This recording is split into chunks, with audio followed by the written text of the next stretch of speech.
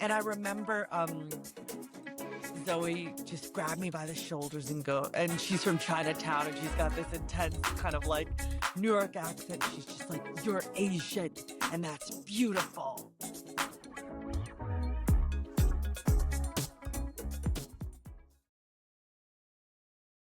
And welcome to the podcast. I'm your host, Arnell Radford. And yes, I'm still here in this red box. I can't seem to get out of here. But like I said before, I can always invite guests in. They can get out. I just can't get out. But we are here in the virtual studio. Today, we are taking a trip to Theater Horizon to talk about a world premiere musical called Wishing to Grow Up Brightly, a search for connection in the fragments left behind. And I am here with one of the creators, an awesome theater artist, Amanda Morton. Amanda, Hi. welcome to the Hello. podcast.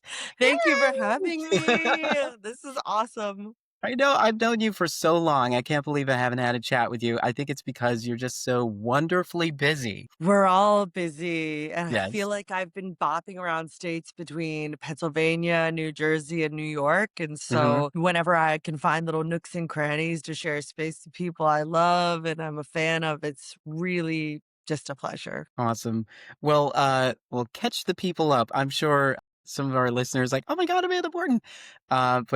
But for the ones who may be new to you, tell us about yourself and tell us some of the things you've been up to recently. Sure. So I have primarily been a music director. I work mostly on developing new works, original musicals. Most recently, I was the associate conductor and second keyboardist for Operation Mincemeat on Broadway. So that was really fun. And I love those writers, just plug for them. They're incredible. But then I got hired at my alma mater, Ithaca College, where I attended as a BFA musical theater performer, and I've begun work there as an assistant professor of music direction for this new generation of performers, which I really love. But simultaneously to that, I've been developing this musical, Wishing to Grow Up Brightly, by way of the generous Pew Grant I received. And I'm also the music supervisor on a new adaptation of Anne of Green Gables and the music director for a musical adaptation of Crazy Rich Asians. Oh my God. So you haven't been doing much at all, right? We're just juggling. On top of it, I have this amazing 5-year-old daughter named Yes. Parker G. Detour. I must say her name because she is my North Star. Wonderful. Yeah, so exciting. The reason I love asking all of those things is because it's always, people who are starting out and trying to figure out where to go, they always get overwhelmed by like everything they want to do. They want to get married, they want to have children, they want to get a house, but they also want to be authentically creators and don't always think all of those things can happen. And so by listing all of those things and talk about how you're juggling all of that. Well, I will say that's such a great thing that you bring up because it's been a long crescendo. I spent many, many days being the receptionist at a hair salon in the East Village of New York City, and a waiter and a cashier and a data entry person. And I've worked at many jobs building up steam and building trust. And Philadelphia played a very crucial role in my development as a music director and educator because I met Matt Decker through Theater Horizon when I performed in the 25th annual Putnam County Spelling Bee and just engaged with all these amazing artists like Jenny Eisenhower, Jill Camp, and Carl Clemens Hopkins and Mike Doherty. And they were all at the beginning of their journey in Philadelphia. So hearing them speak so passionately about this place uh, really drew me in and encouraged me to understand that going to other cities and really listening to the kind of pursuit you have deep in your belly is worth chasing after. It doesn't always have to be in New York City. I certainly enjoy my time there, but coming to Philly changed my life fundamentally. And it helped me understand that I could pursue all those interests being an educator, being a music director, meeting just friends and community to just hang with and developing relationships. And so it doesn't all have to happen at once. I kind of think of it as a mixing board, a soundboard when you go into a recording studio and you see all those sliders that the sound mixer is working on, and they slide, some get louder volume and then come down. And that's my metaphor for this being in the arts, especially as someone, I've needed to always work. I always need to have a job of some sort. So add in that really challenging and important friction into your life, then you're talking about balancing a certain financial situation on top of pursuing the arts. So I would just say plant seeds and let that garden grow and be patient and And keep watering. get in that booth and adjust the levels. Yeah, Life is about exactly. adjusting levels. It is, and sometimes it's gotta be louder for your friends and community so that you have the sanity to continue on in the arts. Absolutely. Yeah, it is amazing the way this community responds to especially somebody who's new to the area or just like trying to figure out their space in the community. It seems like you've been like, oh, you're new? Let me connect you to like, here's the echelon of people. Like, you usually have direct access to somebody who's like, what? Really? Because there's so much great talent here. And it does feel like we are not in competition with each other. We're in celebration of each other. I agree Yeah. completely because there are so many disciplines and genres and modes of art making in Philadelphia. And also blending. I've been so grateful for the times that companies like Lightning Rod Special or the Bearded Ladies have engaged me and said, well, I know you do this, but do you think you could apply that over here? And I'm just really grateful for being seen in a dimensional way versus being put in a corner, which can be a situation that arises in a commercial space, for example. And I'm not saying it doesn't mean that people don't have multi interests or don't do many different things, but I think that Philadelphia is an incredibly generous city. You really articulated that so beautifully. Well, it was based on what you said, and I just cleaned it up a little bit. We'll both take credit for that. Yeah. But we're here to talk about your latest work, this world premiere musical, Wishing to Grow Up Brightly, which you've created in collaboration with Matt Decker and Bren Thompson. Yeah. And also Josh Tatora, my Music by husband, who's Josh the Tatora. Yes, we love Josh too. composer, orchestrator, co-leader. It is a family affair here. It really is. Is, you know, Matt and Bren are people whose work I just adore. Their voices are so clear.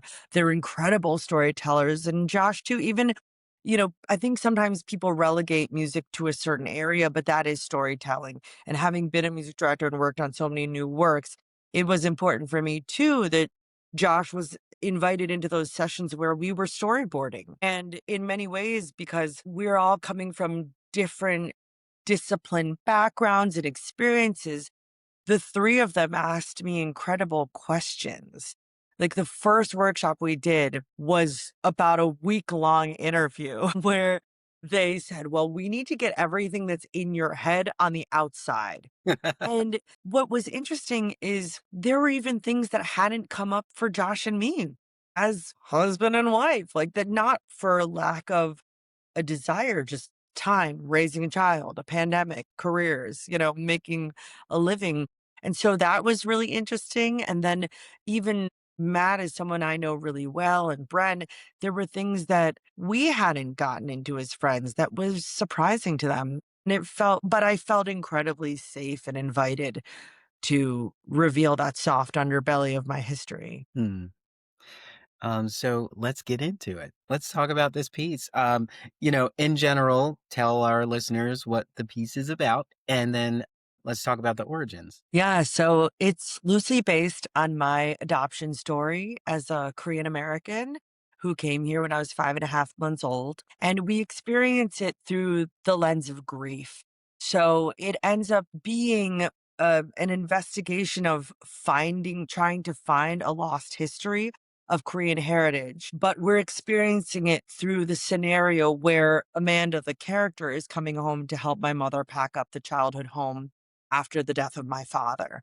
And so we are walking into a very universal task, but through the unearthing of memories and packing and encountering things from childhood, the character of myself starts having realizations about areas that were suppressed and overlooked in the name of fitting in or just kind of living out a childhood. And so what becomes apparent is that there is a part of myself that happened in the first 5 months of my life that is a mystery. And so we end up going on a journey of essentially finding out what that means, what it means to be Korean when you haven't really encountered that. So faced yourself in that way. Even though I look in the mirror and I see this person, there's a lot that I don't know that people may presume I know. Mm. Yeah, and that's like that's a common that's a common position that comes from stereotypes and just assumptions that are made. How did upon growing up, when did you start to feel uh, the need to kind of tap more into your, how you where you were born and what you came, the makeup of you that you didn't quite know? I think the first time I was confronted with my Asianness, as silly as that sounds, was in my late 20s, and I had engaged in with an organization called the National Asian Artist Project, founded by Berkeley, Stephen Ang, and Nina Zoe Lamb. And I had done a new works festival, so to speak. And it was the first time I was enveloped by community. I hadn't really engaged with the API community in New York City up until that point. And I really felt things firing off in my brain that I had never felt before. And similar to Philly, I just found myself having access to all these heroes of mine, like Berkeley and Jose Lana and people, Lori Tanchin, Kamiko Glenn, Hansel Tan, who was in Young Americans here. We were in that piece together. And I was like, what is this? I don't understand. I feel pride. I look at myself and maybe I think I'm a beautiful person. And I remember Zoe just grabbed me by the shoulders and she's from Chinatown and she's got this intense kind of like New York accent. She's just like, "You're Asian and that's beautiful." And just having um an older generation Asian woman look me in the eyes and just slap me with that reality, asking me, demanding that I accept myself it was overwhelming. It brought up a lot. It wasn't easy. It didn't all click in, but I can see where that was in Hell's Kitchen. I can see the restaurant we were at. I see where I am at the bar with her, and it's so visceral. But it wasn't really until I was pregnant with my daughter that I came face to face with the fact that I'm gonna have to tell her something about being Korean, that we are Korean, that she's going to be multiracial, and how do I give her context for that Koreanness?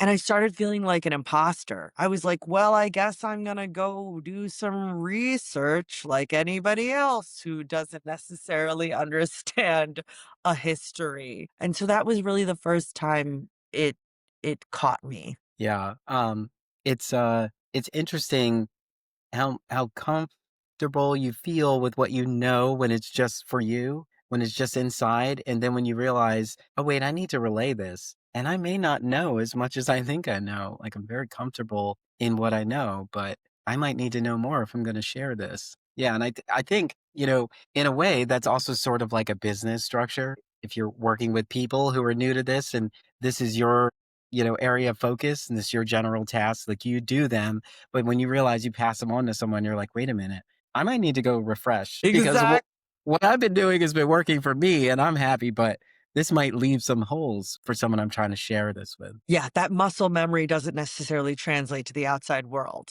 Yeah, yeah. So so your daughter comes, and so what are you thinking then, with all of this swirling around in your mind? I think what happened was I got so wrapped up just to give context, she was born March 14th, 2020.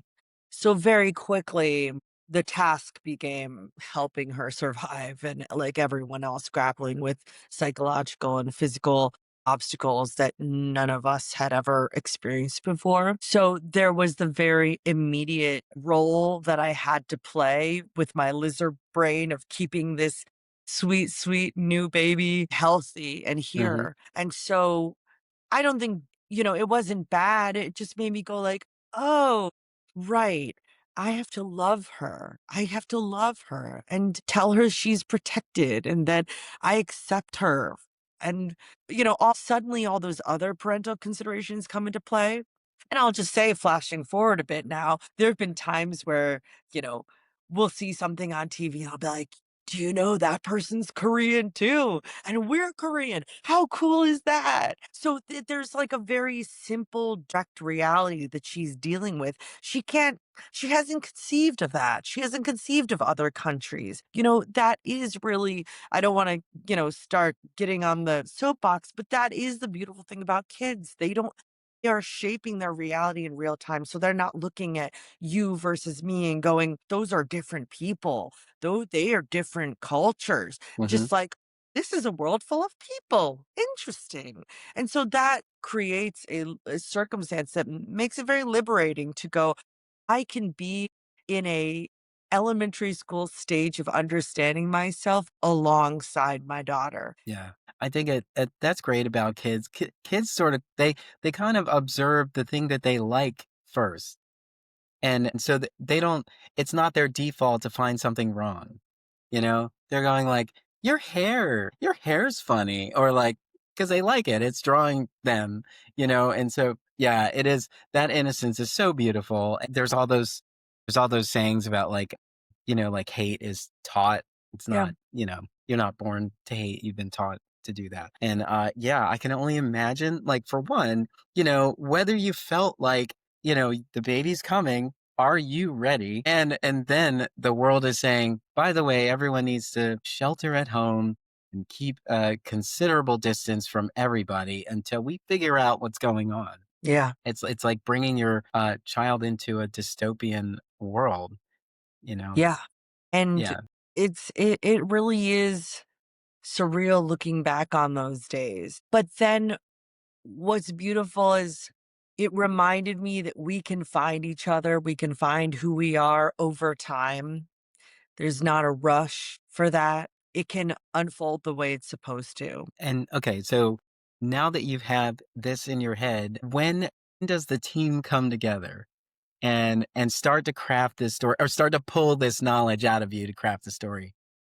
So, funny enough, when I was engaged in K-pop Mhm. on Broadway, we had a lot of tech time, and I was so happy to be in community with so many Korean people, so many API people of other descent, some multicultural API folks. It really felt just like a homecoming in a way. It was an Mm, exceptional time, but being bilingual was invited into the ecosystem of commercial theater. It was pretty radical. It was pretty beautiful. And at the same time, I was trying to find my overlap. And there were some ways in which I felt a deep sense of community, in some ways where I was like, oh, this is so beautiful for these folks who have emigrated to America or people who have grown up in Korea, but that wasn't my experience. And I actually got friendly with one of the concessions folks who is also a Korean adoptee. And so we had a little moment of community together because it is niche within. And I would talk to some people about it. And that was really interesting. And they were like,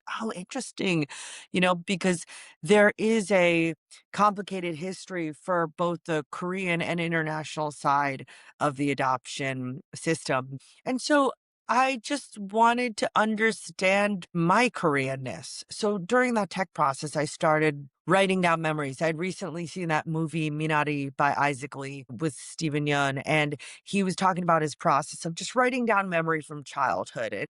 I've always been a writer. I've always been a journaler. My mom was an English teacher. I love writing. And so I just started writing down tons of memories. And then I tasked myself for every day of tech, just write down 2 to 3 sentences. Mm. And during tech, Matt was still living in Hudson and he was working on things. And we started getting it in our head about we should make something together. And, he started getting interested in movies. And I was like, well, let's write a movie. Let's do something. And I started telling him about this idea and just excavating my past. So we started banding about ideas and he would, you know, take some memories and some, short essays I wrote and try to convert them into scenes just for fun. We were like, let's be nerds together and start doing this. And then in January, I had this stuff and K-pop had closed and I was feeling unrest. And what am I going to do with this material? And Nell Bon Jensen, who was the artistic director of Theater Horizon at the time, reached out to me and pitched this idea of them sponsoring me for the Pew Grant as lead artist. And she was like, do you have anything you want to write about? And I sure did. So it was really easy for me, of course, to have Matt in the fold there because we started Brent, and I just want to say Brenson in his professional capacity, So, Brenson Thomas. He's a good friend. We've always dreamed, we've been wanting to create something together. He's so funny. He's so yes, he smart. He's is. so thoughtful. He's a brilliant actor. He encompasses so many different facets of the theater form. And when it happened, we went to go hang out when he used to live in Philly. And I was like, this is happening. Can you please? It's our time. So that came together and was so joyful. And, originally we weren't sure if this was going to be a musical, but the minute it was, I wanted to have Josh write the music. I have been so lucky to work with so many new composers. There are a lot of great people out there. I love Josh's music so much because he's a fan of musical theater, but he comes from a band background. He was a band kid. And so for me, I wanted the music to feel like almost a mixtape. Now, to be clear, it does sound like musical theater. And there are times where, we're living in the form and I love the form and I've lived in it so long. But I was a mixtape kid growing up in the 90s. I mean, literally like hit the double buttons, use the pencil to rewind things. My taste is very eclectic. I love musical theater, but I am the product of the music my parents listened to. I have three brothers who are not necessarily traumatized, but their musical influences. So Josh was uniquely suited to write this score, on top of which he has dramaturgical insight about my tastes and the things I care about in my life that are built in from us being in a relationship. So I really felt like I had assembled the Avengers, like the artistic Avengers. I was really excited and Wow. am excited about these people. Great. And yeah, this is a wonderful team. It is the Avengers. Working together with your husband. Were there moments of this story where you had to take a pause and kind of be there for each other because this is your life, based on your life, but like you're opening doors as you're trying to tell this story as well. Can you talk about any of those moments that really where you really had to sort of hold each other and decide whether this is going to go in this story or not? Yeah, absolutely. I mean, shortly after I started applying for this grant, my father died in March of 2023. And that, like many people, changed my molecules. I had a really good relationship with my dad. He drove me to all my piano lessons. We really bonded in a very particular way in our family structure. My mom is a phenomenally creative and at times eccentric energy who I also adore, that I'm clearly the product of. But a couple months had passed and I just realized I can't write this story without dealing with that grief. It is a thing of art imitating life, as cheesy as that may sound, but there are some things that are undeniable.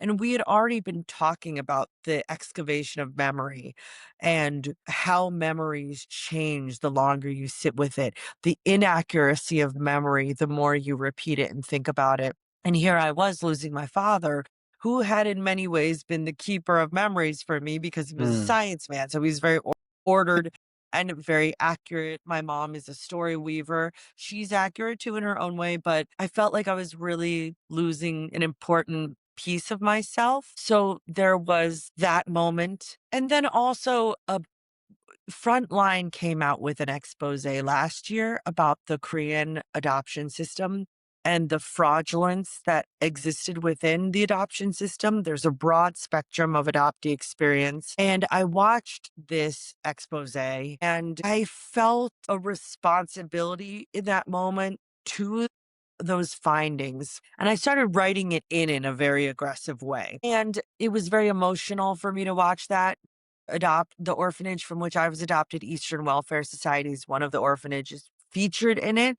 It started making me question things that I had already had some answers to. It was emotional and dizzying. And I started writing this in. And what I discovered, and through the guidance of my collaborators, I just realized that was a deviation that wasn't in line with the arc that I was actually ultimately trying to achieve. But, Josh really helped me through that and was like, "Do you want this to be part of this? Should we, going in a different direction? Is this something that feels important to you to cover?"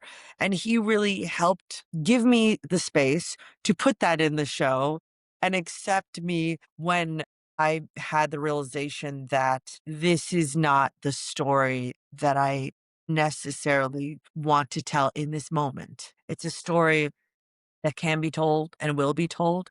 Maybe by me. Definitely, there are other adoptee Korean playwrights and makers who are starting to talk about this. But I really wanted to make sure that I was dealing with my theme of what is the cost of self suppression growing up in a transracial family? What is the cost of surviving in culture by way of the fluency that's built in when you grow up in a family that is a different identity from yourself? If that makes sense. Maybe that doesn't make sense. I don't know, but that's, we all code switch. We all have various means of code switching, but that's something I became interested in. So that story will be told about the Korean adoption system, but I really wanted this to be about the family and home and lost histories. And so how are you feeling about it now? As we're talking, tomorrow starts previews. Yes, tomorrow is pay what you want for our final dress into previews. I feel like my life has been everything everywhere all at once this year, and I haven't had time to breathe and think. But I will say I have waves of pride and then waves of nervousness. For real. I think I've been having a situation where people keep coming up to me and being like, "Are you okay? Are you okay?" And I'm like, "I think I'm okay, but am I in another loop of suppression? What's happening?" But I do feel okay. I feel excited because I believe in this story and I want people to witness an American adoption story from the perspective of the adoptee. Mhm. And so we've been working really hard to edit and refine and make it clear and, follow the rules of the craft and break rules of the craft when it feels right. But ultimately, I feel really excited that people are going to witness this specific story. And I'm curious for the ways in which they relate to it. Mhm. Absolutely. I was gonna ask you what you hope an audience takes away from it, but you just answered it. Yeah, I And so is there anything else you'd like to say about the piece before we part? just that I'm grateful for people to come and experience it with us. And I've been so moved by the adoptees that have come out of the woodwork and disclosed elements of their lives and or people who are in community with us by way of having kids or saying, "Oh, my neighbor has an adopted child," or "I'm actually adopted. I had I didn't know that our stories could be told." And so I just want to invite people to come and live with us and dive into a story that you don't necessarily see very often, but I think will resonate for a lot of people. Great. And that's a good place to leave it. It's a world premiere musical. Philadelphia loves musicals. So you Mm. got to get out to Theater Horizon to see Wishing to Grow Up Brightly, a search for connection in the fragments left behind. This wonderful team of friends and family came together to craft this book. Amanda Morton, Matthew Decker, Brenson Thomas, with the music by Josh Tatura. This piece is on stage through November 23rd. If you're listening to this now, go get tickets. And that's tickets at plural because theater is more fun with a plus one. Amanda Mhm. Morton, thank you so much. I have known you for so long, and I'm so glad to have had this chat with you. And I can't wait to see the show. I already have my tickets, and I hope the listeners already have theirs. Come say hi if you see me in the theater. Thank you so much for Thank you having so me. much. It's been truly a pleasure.